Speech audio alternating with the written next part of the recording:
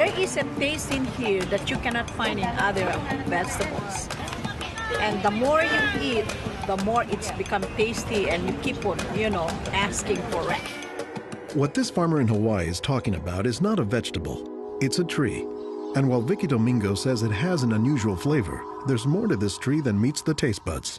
You keep on eating and eating and you can feel your body is more energetic, more healthy, and you can see the difference. You're not dropping, you keep on, just so active. You have to remove one by one like this. Domingo says she has grown this tree on her farm for more than 25 years. She harvests moringa twice a week all year round.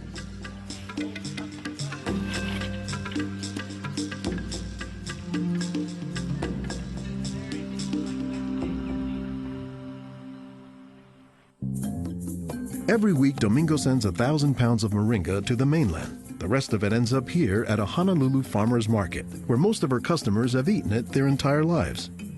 Well, in the Philippines, it's a third country. In other words, not a rich country. We cannot afford to go to the doctor for medicinal purposes. So we use this in our daily lives so we can have more energy, more vitamins to supplement our daily nutrition in our body. The tree is called moringa, or as the Filipinos call it, marunggay. An awful lot of cultures have one or more plants that are kind of markers that people think of themselves when they think of that plant. Dr. Will McClatchy is an ethnobotanist at the University of Hawaii. He studies the ways that humans interact with plants. If you drive around Honolulu here, you'll see a lot of houses have at least one marunggay in the yard, maybe a little forest of them, and that's a pretty good indicator that there's a Filipino family there.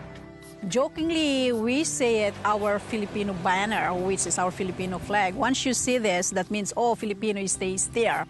Domingo says there are many nutritional and medicinal uses for moringa.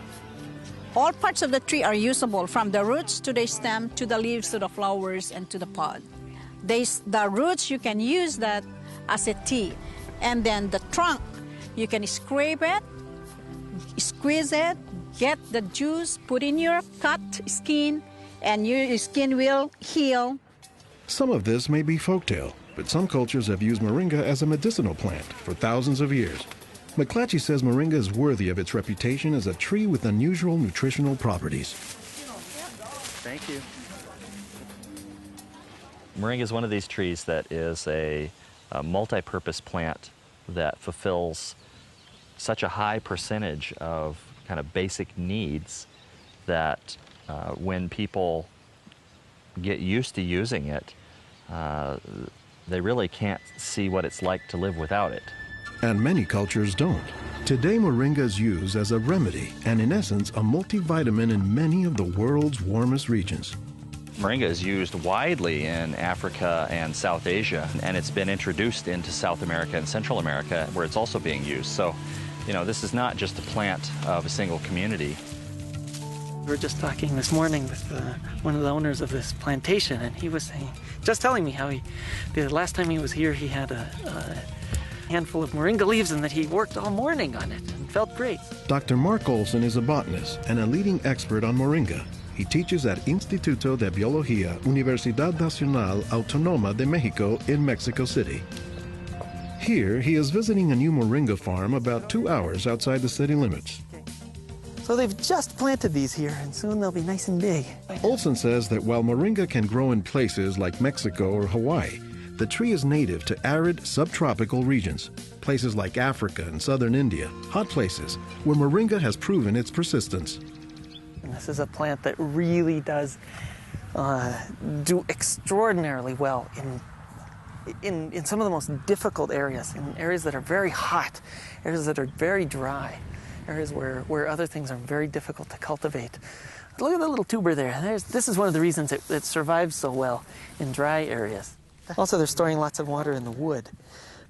So that's one of the reasons this is such a remarkable tree. They don't have particularly deep roots. That's sort of a myth about moringas, that they survive because they have deep roots. No, they're storing water in their roots and their trunk.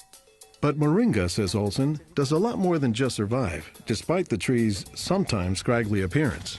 I don't think they're actually the most attractive tree. They're more a tree that you look at and you sort of love the way you love a scruffy friend or a scruffy dog. Because the branches sort of splay here and there, and they get burdened down with huge quantities of fruits on them. And that's actually what makes the tree so remarkable, is that it's such a generous tree. And that's because people have found multiple uses for so much of the tree, including its seeds. They're full of oil. You press the seeds, and then this wonderful aromatic oil comes oozing out, which you can use for cooking, you can use for cosmetics or lubrication or whatever. And the cake, the press cake, the stuff that's left over after pressing the seed, that is what's used for water purification. Water purification, Olson says, is especially useful in developing countries where clean water is hard to come by. But the benefits don't stop there. Some of the things I think are most exciting about moringa is, for example, the high vitamin content. There's a lot of vitamin A in the leaves. And worldwide, that's a problem. A lot of people have problems in development of their eyes because they don't have enough vitamin A. Moringa's vitamin A content, and its content of vitamins in general, has caught the attention of scientists around the world. So I started to read about moringa, and I was absolutely amazed about the richness in nutrients, in many antioxidant compounds, in vitamins. Dr. Monica Marcoux is a pharmacologist who has studied many plants. She has done extensive research on moringa and says it has significant nutritional potency. This subject is one of the topics of her recently published book, Miracle Tree. To me, it was just a natural pathway from my scientific background and my love for trees to writing this exciting book on one of the most exciting and extraordinary trees of our world. Marcoux spends much of her time looking at trees and plants, both as a pharmacologist and as an artist. While Marcoux, the nature photographer, is grabbing shots of plants, Marcoux, the pharmacologist, says she has a bigger concern. We are having an epidemic of cancer and cardiovascular diseases and many other chronic diseases. It's because we basically do not eat what we are supposed to eat. Most of the plants are famous for a particular type of nutrient, like for instance, the orange or the lemon is famous for a high content of vitamin C. The spinach, for instance, on the other hand, is famous for its iron content. Moringa is very unusual because this single plant contains a wide variety of nutrients, but also in quite very high amounts. Marcoux says this concentration of nutrients combined with low calories and low sodium content makes moringa an ideal energy food or supplement that can help offset the typically unhealthy Western diet. Many of the Westerners are also deficient in antioxidant and anti-aging substances that are mostly found in plants. Antioxidants, according to the National Institutes of Health, protect the body's cells and may prevent cancer. And Marcoux says moringa is a treasure trove of antioxidants that happen to work hand in hand. Antioxidant substances and antioxidant vitamins work together in the body. For instance, it's known that selenium works better in the presence of vitamin E. Moringa has high amounts of selenium and has also vitamin E. While many plants contain antioxidants, Dr. McClatchy says that moringa is also high in the nutrients we usually associate with meat. Moringa is well known for being a good source of leafy green vegetable protein. And you don't get a lot of protein out of many vegetable foods other than like beans and things like that. So getting it out of the leaves is really a big deal. And while there are a few other plants like soy that are protein-rich, Olson says moringa is special. I have a lot of food allergies. I'm allergic to wheat, I'm allergic to eggs. Soy tends to be a fairly highly allergenic food. It causes allergies easily in many people. We think that this is because of the form that some of the proteins are in soy. They're apparently in a form that's very simple and fairly easy for the body to assimilate in moringa. According to the United States Department of Agriculture, moringa contains 18 of the 20 amino acids, building blocks of proteins that are found in the human body. And, says Marcoux, moringa is one of the few plants that contains all of the essential amino acids. Moringa contains all the 9 essential amino acids that actually we cannot produce. Their presence, but also their ratio, is very beneficial, and it is estimated that this ratio is very good for absorption and for being bioavailable to our bodies.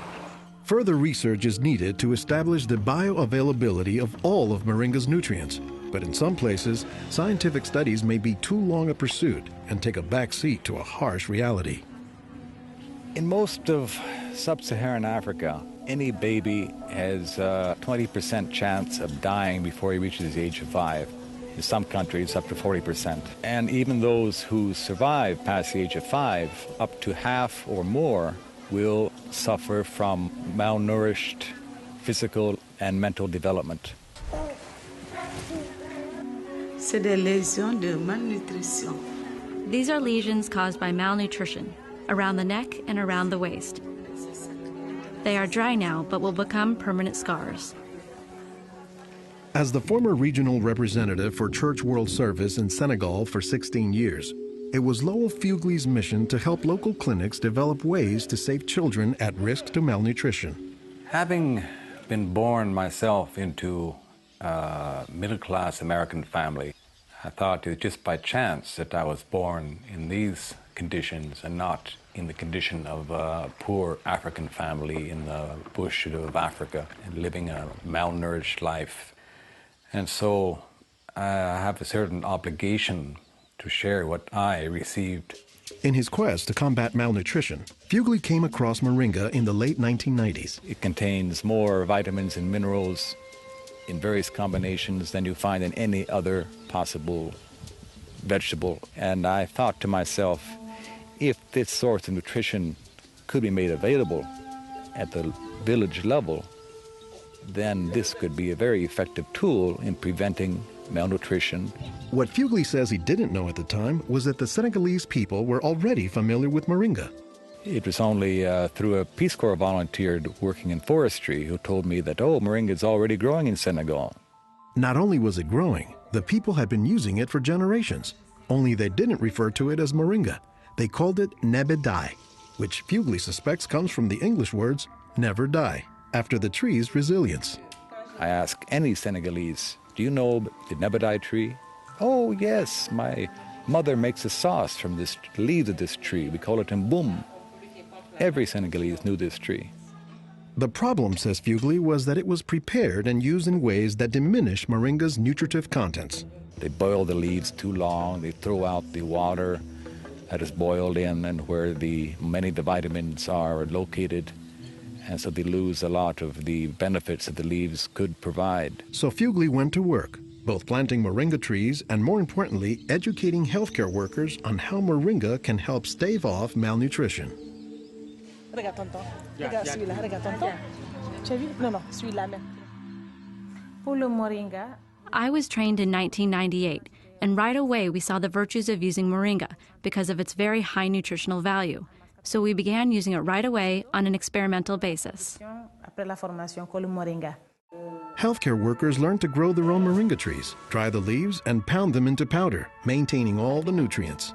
Nursing mothers were taught to add a spoonful of moringa to their food morning, day, and night to increase their milk production. They were also told to add moringa to all of their family's meals. When we introduced this tree in Senegal, or uses of the tree and different ways of using it, the reactions of the people there was that, well, this is our tree. You know, you're just adding on what we know already. As people changed their habits, Fugley says the results were clear, especially among children. They'll look happier, they'll have more energy, they'll smile. When they came to the clinic, limp, eyes drooping, no energy, and within 3 weeks, you see them bigger, healthier, and smiling. La récupération avec le moringa a été beaucoup plus rapide. We observed that it was much, much more effective than the classic system we had been using, which was based on imported and costly products, such as milk powder, sugar, and vegetable oil. With moringa, people can go into town and find it themselves. Et on l'a, même des fois sans un sou. Moringa is still being used, it's still being promoted, it's still being very valued, even without our input from the outside. Moringa, it doesn't die, it can continue on its own. So you have to eat the moringa on a daily basis. And all their grandkids are eating it every now and then, even my own children, and they are already professionals, and yet they come home and eat it. And while moringa is mostly considered an ethnic food, the trend, says McClatchy, is that more nutritious plants, like moringa, are finding their way into the mainstream. Our diets are pretty bad, although they are improving. But one of the reasons they're improving is because we're starting to adopt more and more of these kinds of plants. I've been in villages where the only trees that survive and grow well are Moringa oleifera, which is really amazing when you consider how many useful things the tree provides. Moringa it comes very close to being a perfect source of nutrients in terms of variety and concentration. So that is, I think, very unique about this moringa tree.